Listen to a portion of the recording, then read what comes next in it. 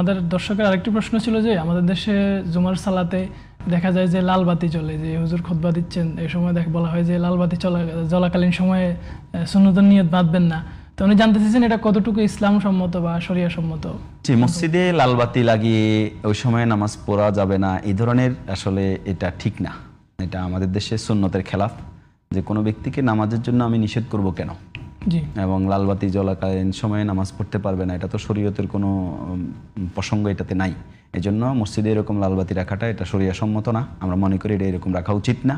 বরং কোন কোন সময় নামাজ পড়া যাবে না এটা তো শরীয়তে নির্ধারিত আছে। সূর্য ওঠার সময়, ফজরের সময় নামাজ পড়া যাবে না, তারপরে সূর্য ডুবার সময় নামাজ পড়া যাবে না, আর সূর্য যখন মাথার উপরে থাকবে তখন নামাজ পড়া যাবে না।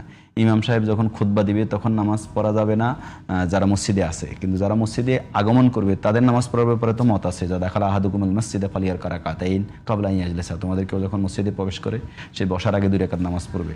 এবং এই সহিহ বুখারীর হাদিস দ্বারা আলেমদের বিরাট অংশ মত প্রকাশ করেছেন খুতবা চলাকালীন সময়ে মসজিদে প্রবেশ করে 2 রাকাত নামাজ পড়া যাবে। এই জন্য লাল বাতি রাখা ঠিক না। জি স্যার, আপনাকে অসংখ্য ধন্যবাদ।